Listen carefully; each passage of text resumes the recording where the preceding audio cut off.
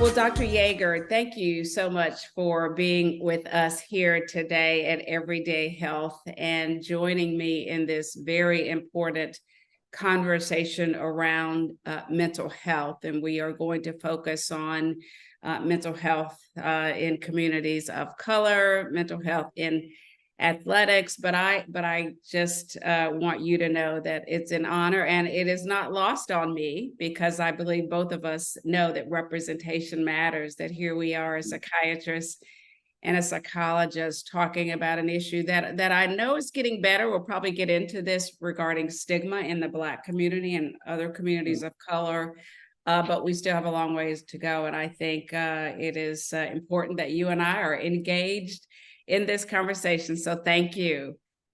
Well, thank you for having me, Patrice. It is exciting, as you said, to really get an opportunity to talk about the convergence of things like race and psychological support, especially in the Black and Brown community, and sports, right? For me, that is all of those things coming together has become a deeply held passion of mine. So I'm extremely excited about the opportunity to join you and have a conversation that is meaningful and important.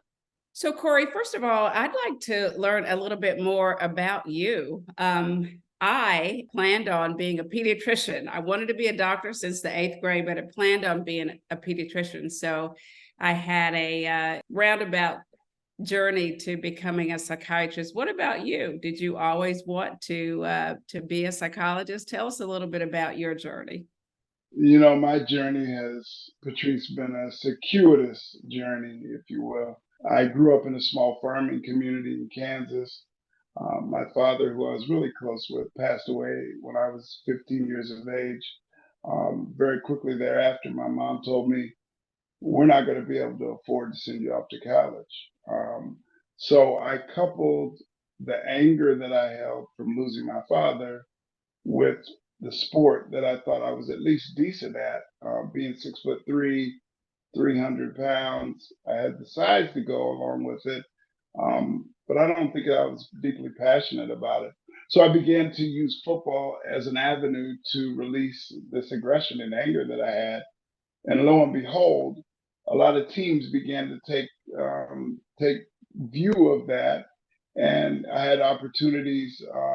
Ended up with about 30 plus Division I football offers, and chose Long Beach State. So I played football there, but to some degree, just like many athletes, I thought I was going to be a multimillionaire playing football. So I was pretty good at football, but not great enough to be at the professional level. Had some workouts with some professional teams, but it didn't work out. So I was living in Long Beach, right outside of Los Angeles. I moved. My girlfriend at the time was from Minneapolis. So after football was done, I moved to Minneapolis.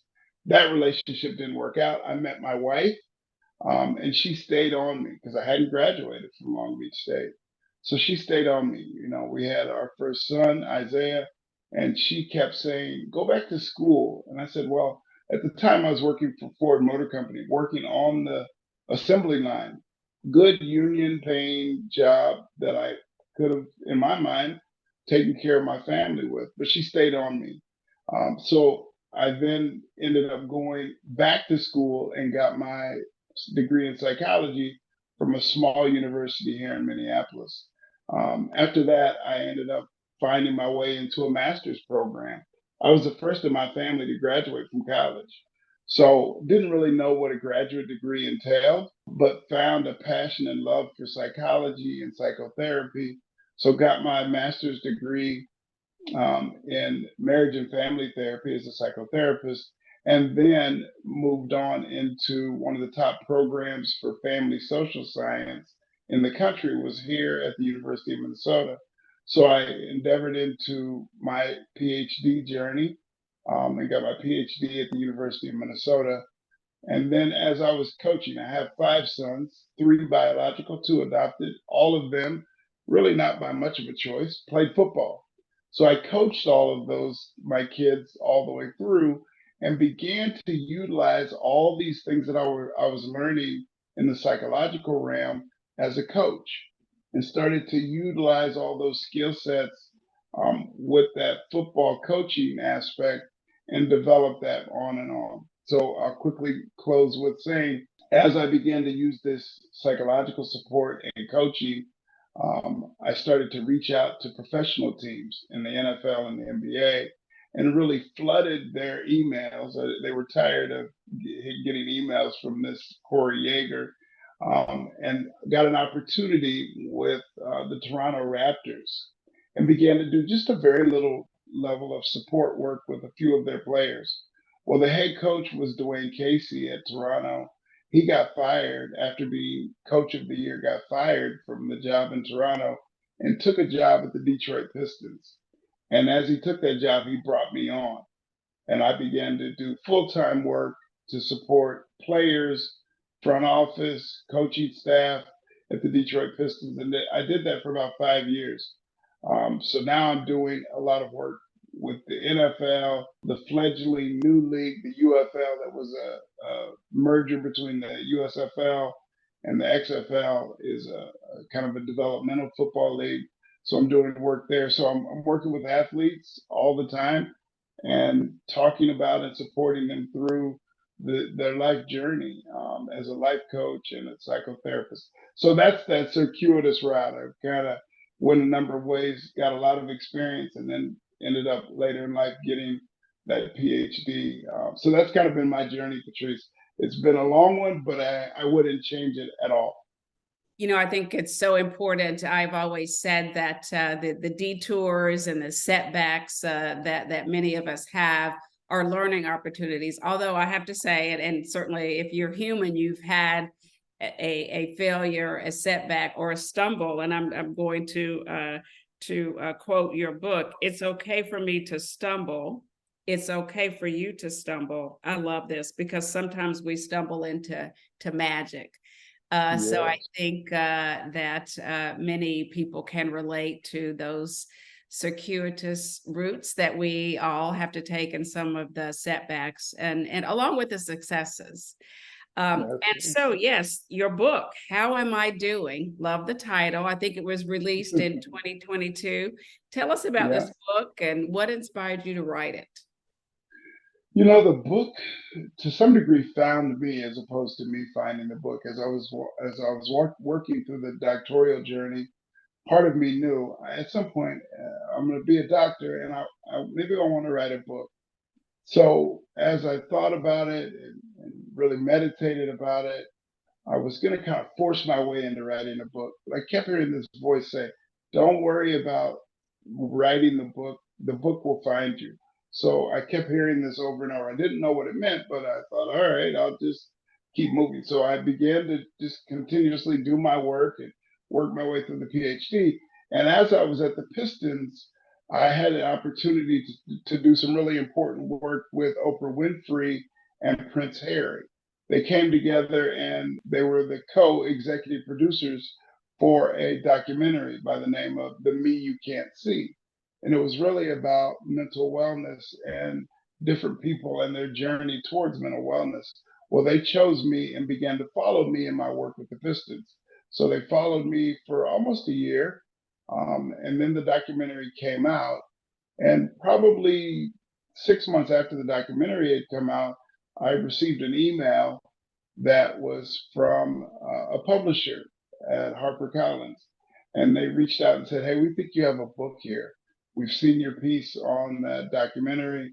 We think that there's a book that could be really helpful and meaningful." So instead of me pushing and trying to figure out a way to write the book found me. So I began to work on writing my first book, How Am I Doing? 40 Conversations to Have with Yourself. And really, the focus of the book is about how do we talk to ourselves? How do we engage with ourselves? How are we curious with ourselves? We do a good job as human beings, of engaging other humans. How are you being curious with them?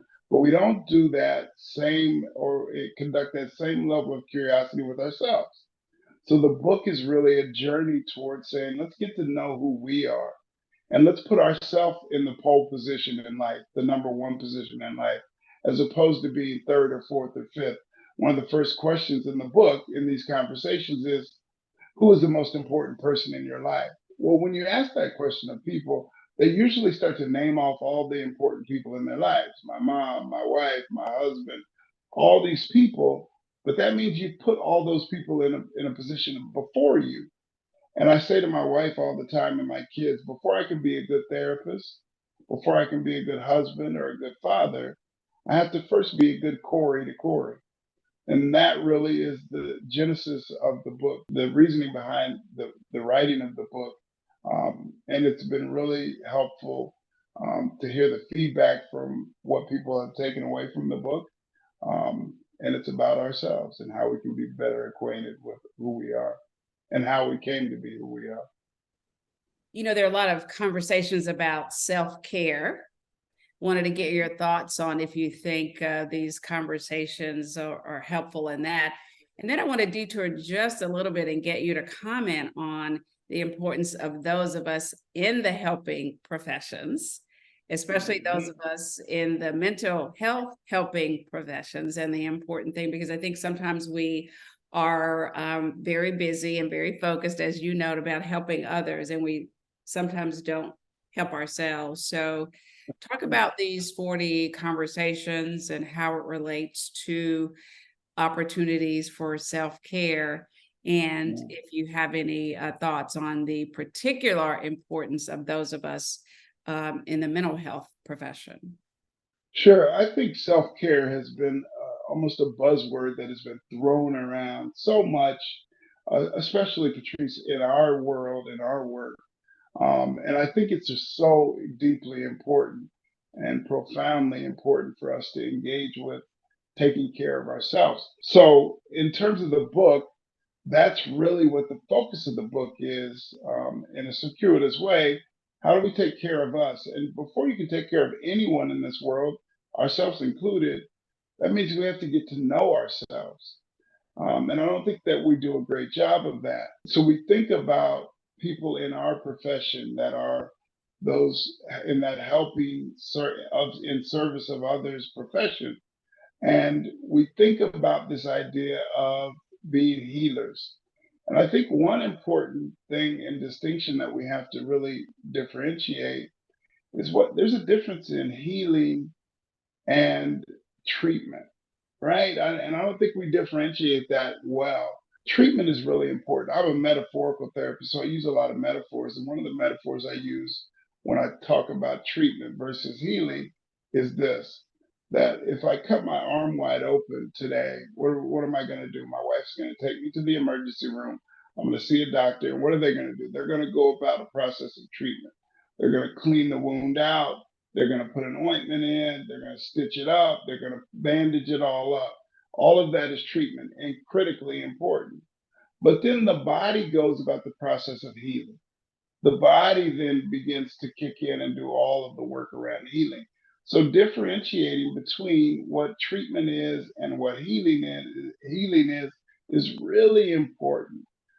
That I recognize as a helping profession individual that I can't heal you, but I can go about the process of facilitating your own healing.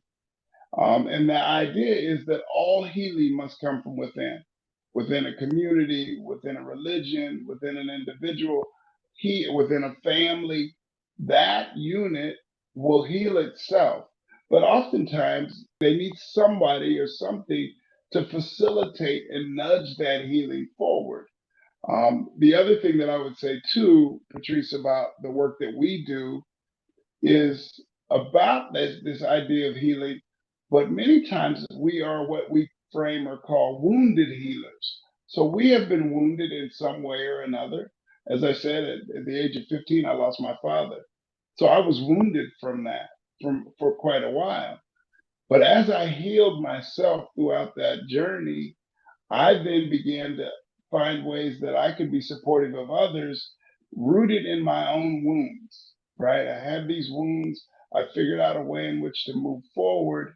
And then I could become what I frame as a wounded healer, right? And I think that this is important to know that we have come from struggle, that we've had our struggles. We figured out a way to get through whatever that struggle might have been. And then we can reference our journey in helping others. So this idea of caring for ourselves is critically important and really the cornerstone of developing a better and deeper sense of helping ourselves. And that's what the focus of the book was. And it's really the way in which I go about my therapeutic endeavors and supporting others from that vantage point of, all right, I've had my wounds. Many people have had their wounds. How can I help facilitate your healing? And it has become the passion of my lifetime. By the way, I love that. And I love your point about self-care. Uh, Mhm. a buzzword, trendy. We tend to do that in this Yes, country, right?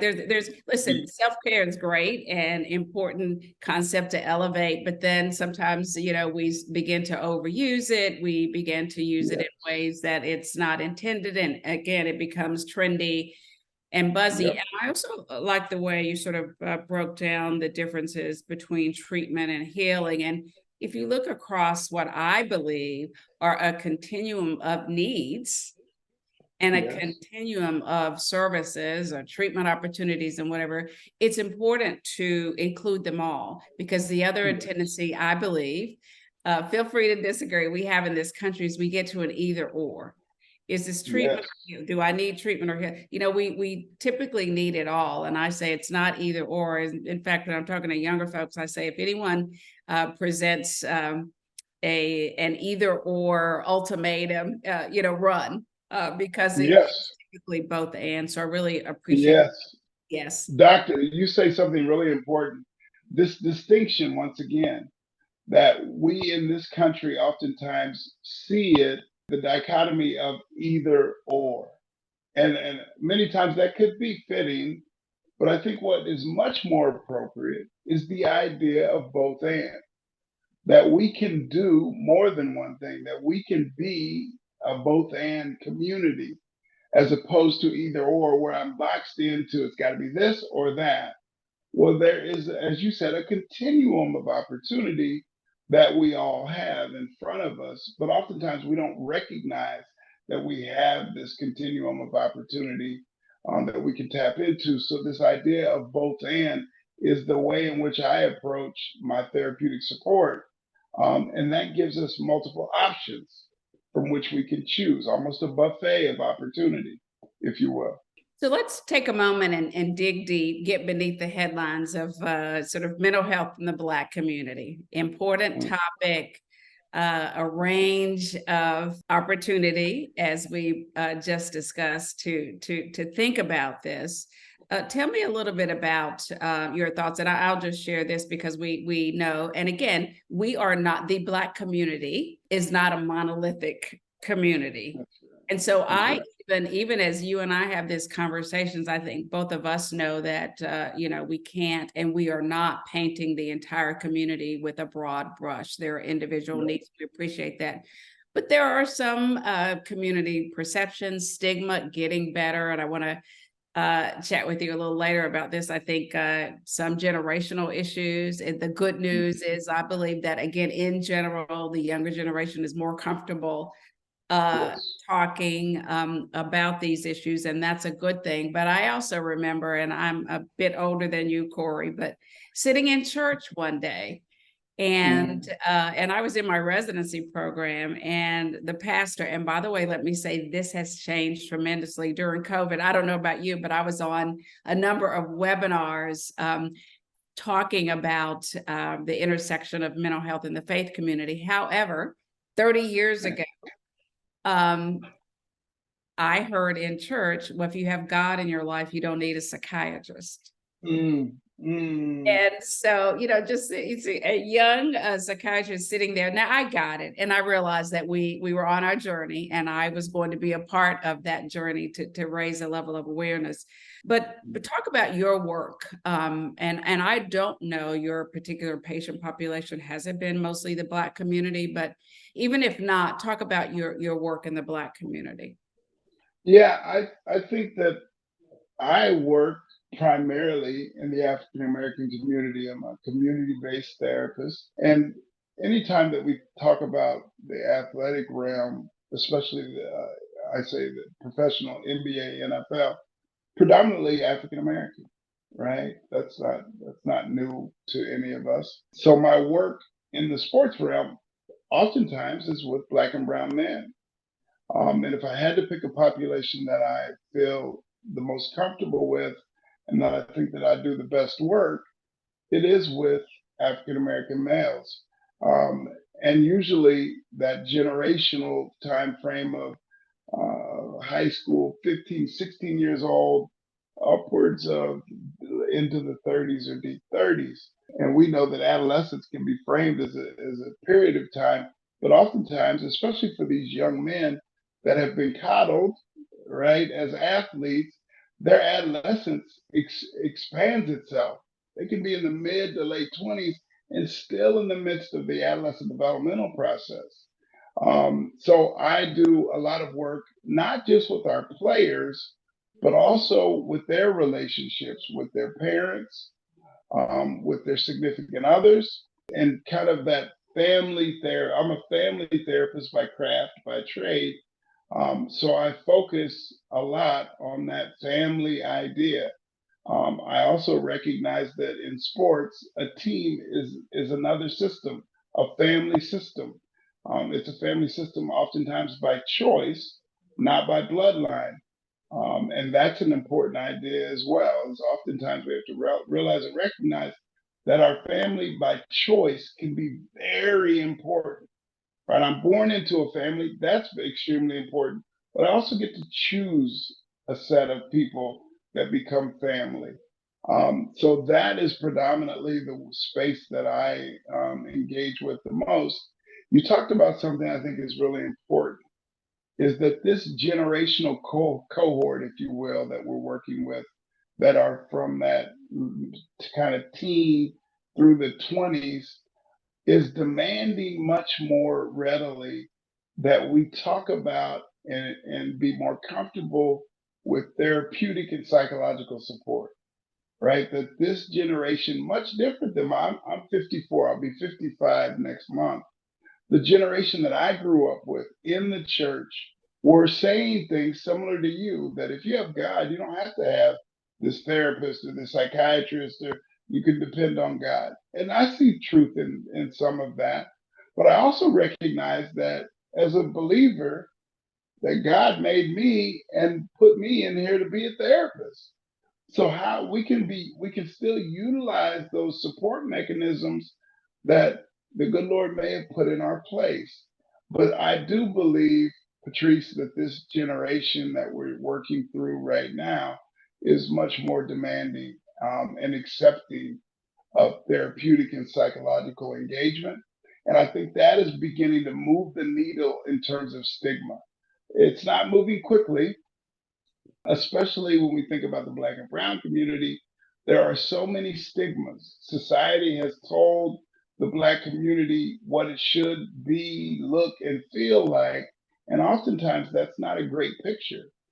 So, how do we begin to chip away and move that needle in a way that we're more accepting of that therapeutic engagement? And I think that we're doing it. But I think the hardest part, Patrice, is that these stigmas don't go away readily. They're firmly in place. So, us chipping away to normalize the idea of therapy and psychological support is going to be a long term process that we're engaging upon. So, I think that we're readily and little by little starting to chip away at that. But I think it's going to take a lot of time. We have to continue down that road, and that journey is a long one. And there's a lot of pitfalls in that journey, but it's the work that we have in front of us. So I'm going to ask you a selfish question as a psychiatrist and see where you Mm-hmm. think, and maybe even athletes are, but see where you think people are regarding psychiatric help. By the way, Mm-hmm. I agree with you. It's usually both and I've Mm-hmm. never been a believer in just meds or just the psychotherapy. It's really finding the right fit. And by the way, if you have schizophrenia or bipolar and you may need medication. So this is my selfish question before we go on. Do you think so there has been, I think, progress on the need for, and I love your term psychological support and talking about it. What about those specifically psychiatric care? And by the way, I do believe that in some instances diagnoses like bipolar disorder, and some have become trendy, right? But that's a conversation for another day. But do you think there Sure. is greater acceptance of the need for medication when there is truly a medical Mhm. disorder like schizophrenia, bipolar, or severe Yes. anxiety and depression? I think wholeheartedly that this is the case. I do believe, and the research tells us, well, what are the best outcomes in terms of moving that needle, if you will, in terms of support? Well, the research tells us a combination of talk therapy and medication when needed, the best outcomes come from that combination, that both and combination. We know, I mean, even if you just start to go outside of the realm of psychological support and look at medication being administered and vaccinations, well, we're coming off of, I think we're coming off of, hopefully we are, of this pandemic and everything that was associated with COVID. Well, the Black community lagged in getting the vaccination. Well, why? Well, we can go back very recently to Tuskegee and the systems that are in place that we must depend on. We have a high level of mistrust and distrust. So when things are brought forward to the Black and Brown community, we are distrustful of them. We don't trust that our best ideas will be pushed forward for our community, and rightfully so, based on the past. Dr. Phil, who I did some work with, oftentimes says the best indicator of future behavior is past behavior. So if we look at the past, if we look at the journey of the Black community and how we have struggled in terms of medical ideas and what's being administered and how we can find support. It hasn't always been a good thing. But we are slowly beginning to change that idea. And again, that's a long journey.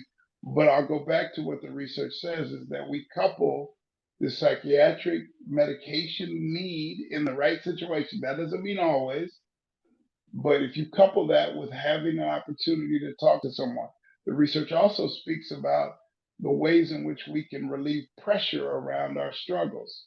So if I have a struggle relationally with my wife, if I'm not a therapist, I'm just a regular Joe walking down the street and I have friends and I'm having struggles in my relationship, one of the very first things I'm going to do is reach out to my friend group and say, oh my God, she did this or that. Well, as I convey that struggle to my friends or my social network, I know deep down that they can't fix it. Me telling my friends that I'm struggling relationally, I know innately that they can't fix my problem. So why am I sharing that problem or struggle? Well, I'm sharing it to relieve pressure around that struggle. So this is really the idea of therapy, right? This is the idea of medication is we're seeking to relieve pressure. No one can fix that issue overnight, but there are some ways in which we can relieve pressure. And that's what we're oftentimes seeking is relief of the pressures of life, right? Life will push all kinds of pressure towards us. And if we don't find avenues or ways in which we can relieve that pressure, it builds up. And over time, if we don't outlet it, it oftentimes will explode.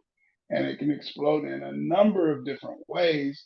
So finding ways in which to relieve that pressure, if that means psychiatric support and help, if that means therapeutic and talk therapy, and the combo thereof, I think we can begin to change and normalize this idea of support.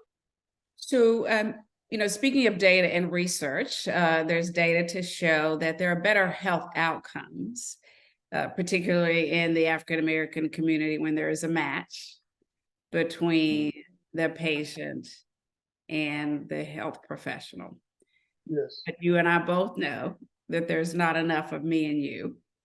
That's right. To meet the needs. So when people ask you and they say, Dr. Yeager, how do I know that there's a right match or a good fit between me and the therapist, the psychiatrist, the psychologist? How do you answer that question? Yeah, I'm just reminded of any time that we are seeking support in any realm, oftentimes the first engagement may not be the best fit. So with therapy and therapists, it's almost the idea of taste testing. So I set up an appointment. I am a believer that if I call and set up an appointment with Patrice or with Corey, I've already begun change when I picked up the phone to call because I want something different for myself. I want some help um, around whatever this struggle is. But that first engagement may not fit. It may not feel as if it's the right fit.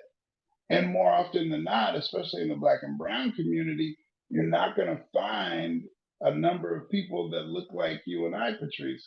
So then all of a sudden, I think one of the struggles oftentimes is in some of the reading that have done, that a person of color goes in, and they may sit with a white therapist or psychiatrist, and race oftentimes is kind of conflated into all of that struggle. And if I'm sharing my struggle with this person that I've chosen to help me, if they don't understand this idea of how race has impacted me, it can also oftentimes be more damaging than not. Because if I say to a person, I think that there were some racial things happening at work and it felt racial, but I can't really explain it fully. And then the therapist, if it's a black or brown person and a white therapist, the therapist may say something along the lines of, well, maybe that wasn't racial. Maybe it's just something different. And then all of a sudden that person that is sitting there saying, they don't understand me. They don't understand this. And now I'm spending more energy trying to get them up to speed on what race and racism may look and feel like for me on a daily basis. And I feel defeated. I walk out of the therapy session feeling more defeated than I walked in. So then this idea of taste testing, all right, that wasn't a good fit, but that doesn't mean there's not someone out there that can help me. And let's also be clear, Patrice, there are white therapists that can do great work with black and brown folks. Absolutely. Right. Let's just be clear about that. No one is saying that you must have a black or brown therapist with a black or brown client. That's not true. But we also know that there are certain people that would say, I feel most comfortable talking about my struggles with someone that looks like me, that may have shared experience in their life about this idea or issue around race. So again, it is that both and I think it is this thought of engaging with therapists, psychiatrists, whoever it is, get a sense or a feel if they fit. And if they don't, it's okay to say, it doesn't feel like this is working. Do you have someone else that you think may be helpful? And it's part of our job as a professional to say, no, that makes sense. I have a couple of people in mind. Why don't you talk with my colleague X, Y, or Z? And being okay as the client to know that person may fit for a lot of people, but it just didn't seem to fit for me, and that we can move to the next and try out something else until we find the right fit. You don't walk into a store and just grab anything off the rack and say, well, oh, I hope it fits, and then it doesn't fit, but I'm just going to wear it anyway. No, what do? You return it and you try something else. This is the idea that therapy is quite similar, that we find the fit, we keep pushing because we are important enough that we want to find the right fit that's for someone that can help me. So I think it's a tricky wicket to work through, but it can be done. And Patrice, you and I are unicorns. We are not just unicorns, we are rainbow colored unicorns. And we recognize that. Yes. So there's only so many clients that we can take, though, right? So finding the ability to help others learn to support folks that look like us is really important. And by the way, and I want to be explicit in the point that you made, because you're right. it is not required that the therapist, the doctor, match the patient in any specialty, right? But I will tell you what we know about that is, and by the way, the match thing is universal too, right? Separate and apart from issues around matching with someone of the same race. But what that means, in my mind, and I imagine you agree, is it requires everyone in the helping profession to be proactive about learning. And I said learning explicitly because we can't know everything about every culture, right? Every gender, we can't. But what it requires, and you use this term at the very beginning of our interviews, curiosity.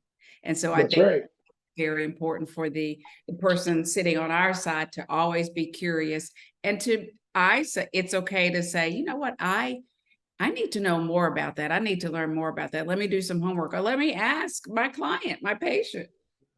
So I have an idea too that fits perfectly into what you're talking about. I think one of the buzzwords that we've heard, especially over about the last 10 years, is this idea of cultural competence. And I reject the notion of those two words being used in the same sentence ever. There's no such thing as cultural competence. For instance, I believe that competence means something that you've arrived at. You can be competent in arithmetic. 2 + 2 is 4. Got it. I'll have that forever. I'm competent in that realm. Culture is ever evolving, never staying the same. When I go on a road trip with the NBA team and I'm away from my home for 2 or 3 weeks, the culture of my own home changes over that 2 or 3 weeks. I can't even be competent in the culture of my own home because over that 3 weeks, they've had experiences, I've had experiences, we've changed over that span of a few weeks. So now all of a sudden we have to be adaptive, right? That culture, you're not going to ever know. I'm a Black man. I don't know everything about the Black community and the Black culture. So how would I expect that my white peers would become competent in my culture? It's not feasible. So we have to be progressive and adaptive to the process of competence. And last point that I would make is the fit doesn't mean that a Black client has to have a Black or brown therapist. It's similar to an oncologist that is treating someone and delving into this idea when someone has cancer. Do they have to have had cancer to treat cancer? No, they don't. That they are trained to work through that process. As a family therapist, does that mean you have to have a certain number of, you have to be married for a certain amount of time and have this many kids to treat and be a family therapist? No. But I have to be open. You use the term that is deeply and profoundly important. Quite simple. Learning. Open to the idea that I will learn, but little by little, more and more every day that will help me be supportive of the client that sits in front of me. So I don't have to be that to be supportive of that. And I don't have to have this idea of being competent about another culture because that will never happen. As it evolves all the time, you're not going to keep up and be competent. You have to be progressive in your thinking and open to learning every single day. So let's talk a little bit about your specific work with what you described as two things you're very passionate about, and that's athletics and mental health. And by the way, I've heard you speak in other interviews about the NBA and that they may be ahead of the curve among professional teams. And by the way, I agree. I will tell you that about 4 years ago, I think it was pre-COVID, when the NBA All-Star Weekend was in Chicago, I was invited by the former players to give a seminar on mental health. And then a couple of years ago, when the NBA All-Star Game was in Cleveland, I'm not sure were there. You probably were there. Our paths didn't cross. I was on a panel with Magic Johnson and Chris Paul, and I commended the NBA on being sort of ahead of the curve and making sure that mental health is elevated. And I'll say one more thing I remember, and by the way, you checked me on my memory. I believe it was Ron Artest, and I think he is now Meta World Peace, right? Do I have that? Made a world peace. I Yep. remember, I think they won either the championship or a game, and he screamed out, "I'd like to thank my psychiatrist." I don't know about you. Yes. I jumped out of my seat for joy. And that was, he was way ahead, I think, even before Yes. what we know the NBA now. So, but That's right. what's your secret sauce? Because we talked about stigma, and again, not painting with a broad brush, but I talk a lot about the myth of the strong Black woman. And you and I know have heard stigma around, well, it's a weakness if you have issues around mental health. Again, less so today than it used to be.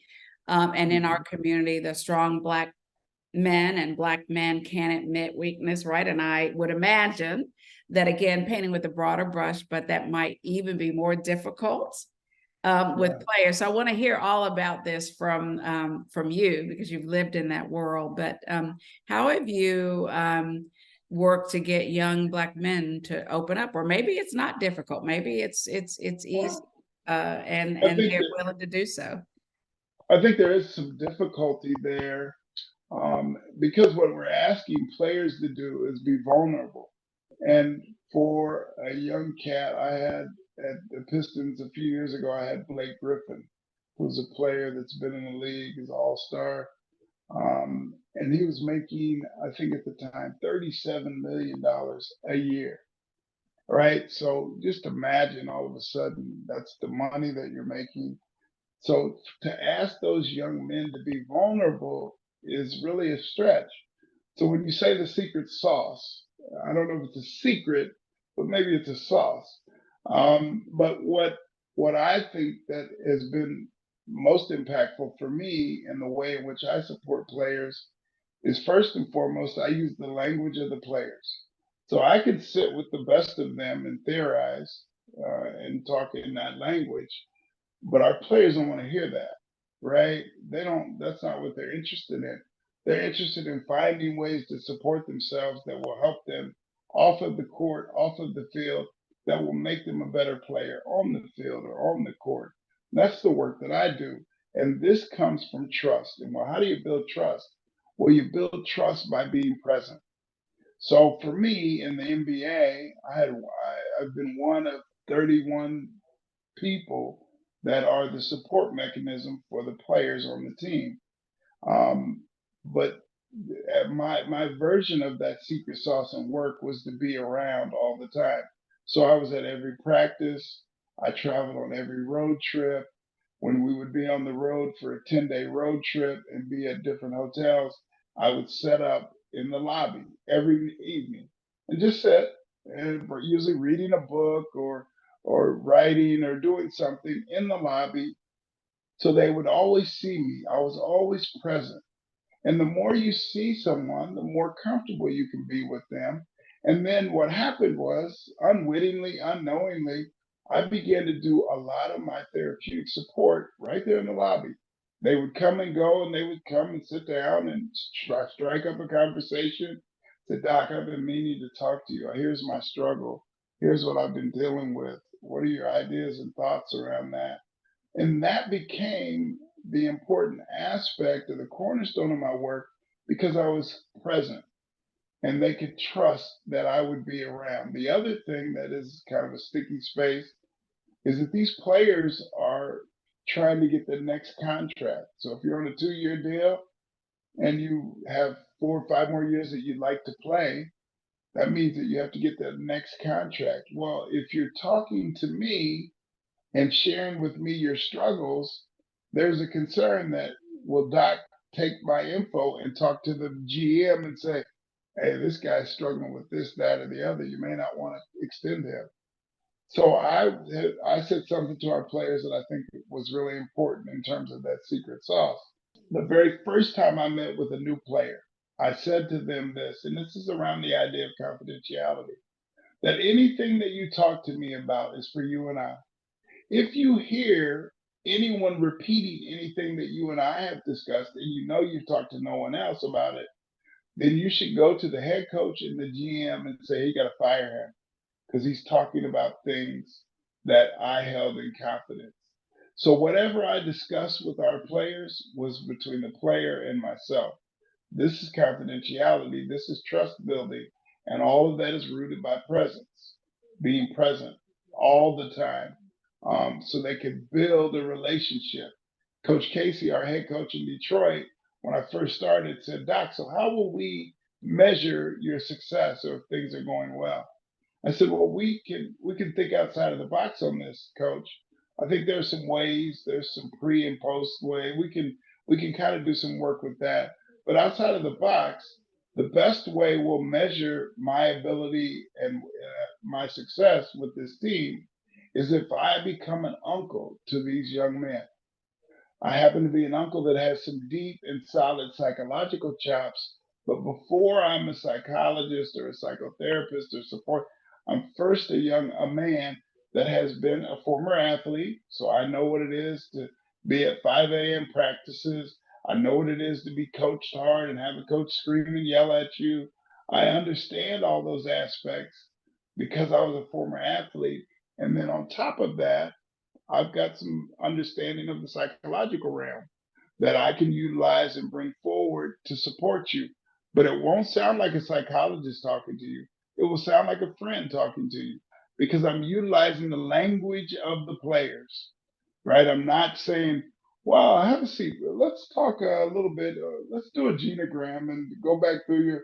They don't want to hear that but I can have all those thoughts and ideas. But it sounds like, hey, so tell me a little bit about mom and pops. Tell me a little bit more about your siblings. And so you're the third of four. How'd that work out for you as you were growing up? So I'm doing that psychological support, but it sounds like a buddy, sounds like an uncle. And that to me has been that secret sauce is being present, building trust, utilizing the language of the players. I think that would be circuitous answer to a great question. Thank you. And so, and again, correct me if I don't have this understanding right. But that again, we talked earlier about this continuum, and so there's this sounds like to me this the wellness piece. By the way, and we talk about mental wellness and mental health. I would submit to you that I still don't think we have either as professionals the language that we need, because there's this full continuum, and a part of it is just coping and wellness and having conversations with yourself as you and understanding. But then I imagine that there is sometimes when a player has an anxiety disorder that you at least want the player to be evaluated for the need for medication. So how does that all work? And is there reluctance to go see someone like me, a psychiatrist, because worry about that might impact the next contract? Yeah, I think there is worry and anxiousness around that engagement because that's almost like a handoff. You've talked with me, I'm sensing there's more to this, and there likely could be some medication ideas that could be helpful for you. So I take that as part of my job too, is to evaluate as I'm engaging and then giving that player the idea there may be some things that could be helpful for you, young gun, and I'd like for you to meet with our psychiatrist. So each team has a support person similar to me, and then they're usually because they're not. I don't think that we have any psychiatrists that are team mental wellness support mechanisms. But what we did in Detroit and most other teams is that I would vet a number of psychiatrists in our geographical area in Detroit. So I would vet them, talk with them. Hey, here's what it would look and feel like if I had a player that may need some assistance and medication support from someone like you. And then based on that idea of trust that I've built with the players, I could move that conversation in such a way that says, I think that would be helpful for you to meet with Patrice. And here's what she does. Here's kind of what's different from her work than mine. They converge. Venn diagram part of our work is very similar. But then there's some additional things that she can offer that I cannot. So I can diagnose and I can assess. But Patrice is someone that I think could be more helpful if there's a need past what I can provide. And then instead of just handing that player off to Patrice, we set up that initial meeting with the three of us. So Patrice, myself, and the player. All right. And I've already told them here's who she is, here's what she does, here's the difference in her work and my work. And instead of just saying, go meet her, I do an initial conversation discussion with the three of us, where I'm conveying to the player and to Patrice, here's what our concerns are. We thought that it may be helpful for this player to meet you and see what your ideas are. So I don't just hand them off and say, well, good luck to you with Patrice. I do that initial discussion and conversation for levels of comfort because they're saying, well, Doc, I trust you, and if you think that Patrice could help me, the tendency, the opportunity for me to be able to see or seek help from her increases exponentially. So I don't want to just hand them off. I want to be part of that process and letting the player know, and I'm going to be here. And Patrice and I will sign some documents that say that we can share some support between the two of us and that we are as a team going to find ways to be continuously helpful with you as you work on whatever this struggle may be. So I think that this idea of trust and not just a cold handoff, but a warm handoff, and then partnering in that process as we move through that iterative phase of working with you and what the next steps may be. I don't ever want it to be cold. I want it to be part of a system that we're working together collaboratively for the benefit of the player. And we talk, as that handoff occurred, I would say, and we want to talk about ways in which she can be helpful and we can move that needle. I love that, by the way, and that's a model I think for the broader, Yes, community and the healthcare ecosystem is trust, trust, trust, yes, trust. Can't say that enough. And that warm that's right. handoff. So, Corey, in addition to sort of modeling for the entire health ecosystem, though, let's talk a little bit more about athletics because we've seen Simone Biles and Naomi Osaka be very public. And I know that's been difficult, but I can, and I know you know this, that again, further elevates the conversation. As a child and adolescent psychiatrist, I have to tell you over the years, I've worried about the pressure, we put, we're starting earlier and earlier, and they're in elite Yes. sports. And by the way, this is my get off my lawn kind of thing. Let me just get this in. I think we want to make sure that kids have a childhood. And I know in elite athletes, they start early, no judgment there. But how do we take some of the lessons that you've learned into the broader sports world and appreciate again what Naomi Osaka and Simone Biles and at Everyday Health we did an article because I listened to sports talk radio and there are a lot of listeners who were saying that Simone Biles was a quitter. I was infuriated actually when I heard that, and we sort of did an article about that because I wanted to make sure that if and I know it's maybe easier when you're in an individual sport, but when people need to take a break, they need to take a break. So what are some Great. lessons that we need to learn about athletics and young kids in general? Yeah, I think that sports in general, as you said, in general, sports are a great metaphor for life, right? The ability to be part of something bigger than ourselves. I talk about this systems thinking, that sports is really a family, and what can you learn from that sport that can be applicable across life. And there are so many elements and things that we can learn from sports that can be cross pollinated into regular everyday life. I think that the anxiety that athletes are dealing with on a day-to-day basis is something that the broader community and the broader society is dealing with as well. Not just now, but really over the last number of years. So I think that one of the learnings or the most important learnings that I've had in the athletic realm that can be applicable across society is this ability to collaborate with one another, especially as professionals. As Patrice, we were just talking about, if I had a player and they may have had some psychiatric needs, that how am I collaborating not just with Patrice, but with the player to help them understand what it is. I don't think we do a great job, especially in the psychological realm, of differentiating and explaining what different people do.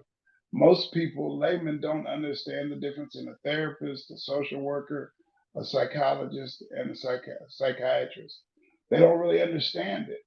So it's our job, our task as the professionals to do a better job of conveying who it is what we do, what we represent, how we can be helpful, what the difference in what Patrice's work is and mine is, and then where they overlap.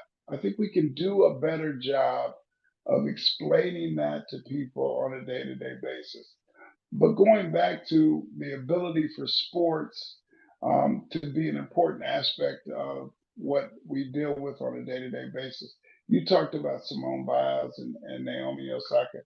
The courage and vulnerability that they had to have to be at the top of their sport and say, I need some time. I need to break away. Simone was breaking all these records and at the top of her game, and then to say to the world, not just a small sporting community, but to the world, I need a break. Well, there'd be a lot of people that say, well, that's a quitter. That's so much not the case. That every one of us has a point where we need a break, that we need to be able to take a breath.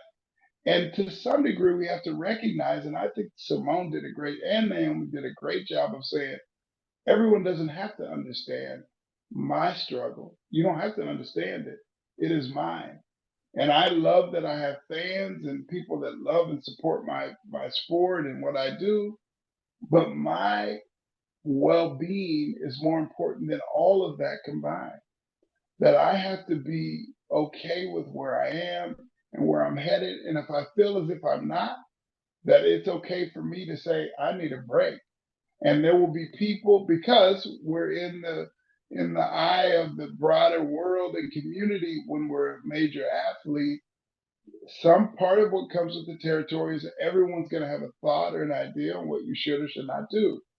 But the vulnerability and courage that these young ladies conveyed is so important that we can learn from, right? That the people that are not Olympic athletes or the top in the tennis world, but they're having struggles every day as they go to work. And are they okay with telling their boss or their family members, I'm struggling and I need a break and I need to find an outlet and a way to relieve some of this pressure? I think that we can learn from what these athletes have shown us.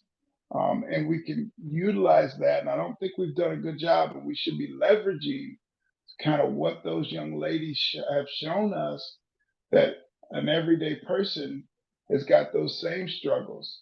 And it's okay to be vulnerable. And it's okay to say, I need a break and I need support and I need help.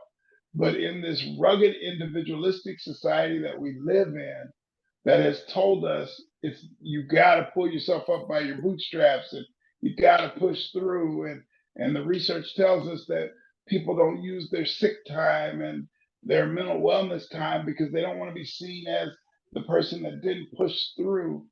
But if I do push through and I don't utilize those mechanisms that I have, I can't be the best version of myself. I can't be the best employee. I can't be the best tennis player. I can't be the best gymnast if I don't first take care of myself. And that's really, in summary, what my book was really focused on. That we've got to be okay with ourselves first. And the journey to being okay with myself is getting acquainted with me. To look in the mirror every day and be okay. I played a Bill Withers song. I play it every morning, and the name of the song is Lovely Day. And he's talking about it'll be a lovely day because this other person that he's in relationship with will make it a lovely day. Well, I take that another step forward, saying that if I look in the mirror and I'm okay with Corey, it'll be a lovely day because Corey's all right with Corey. And it's beautiful that my wife loves me and my kids love me, but it's more important that I love myself. That we should have a lifelong love affair with self. I want to fall more deeply in love with Corey and be okay with his blemishes and his faults and all those things that come along with being a human being, and that human existence and that human condition yearns for relationship, and the relationship that is critically important, and to me the most important, is the relationship with self, and we've got to do a better job of that. So I've learned a lot of what I do and say and what the book is about in the sporting realm, and have sought to apply that to my everyday existence, my everyday work, and my everyday engagement with myself. By the way, what's the new league? I'm excited. Say a little bit about Ah, it. Yes. so so there was it's a developmental league. So there were two leagues, the XFL and USFL, and they merged about 6 months ago. They came together and merged, and so what it is a spring developmental league. So the NFL ends in February, and then in March the spring football league kind of takes over. So we're starting to move towards year-round football. So I was tagged. I was doing some work with the XFL, and now the new league is the UFL, United Football League, and I've been tagged with being the consultant and the collaborator to set up the mental wellness support for the entire league. So engaging and supporting players and kind of putting a team together to be supportive of individual teams and players, but just the overarching mental wellness practice for the entire league is kind of the work that I'm up to these days, amongst a number of other things. Still working a lot with NBA players and NFL players, but I'm really excited about developmental opportunities for young people that may not be at the top level but are trying to get there, and how I can be supportive and explain to them the impact that life has on their ability on the field or on the court. It's really exciting work. So it's what I'm up to these days, and we'll see what else comes our way. But it's all exciting for me. Well, thank you. I think that's a great note to end on. Love the book. And by the way, I will be using the book and with the proper attribution. Let me just but very important concepts, and just again really appreciate you taking the time to have this conversation with us at Everyday Health, and look forward to continued conversations. It was absolutely my pleasure. It was really fun to sit with you, Patrice, and your work is so important, and we must continue to collaborate on this all important work and move the needle forward. So thank you for the opportunity today.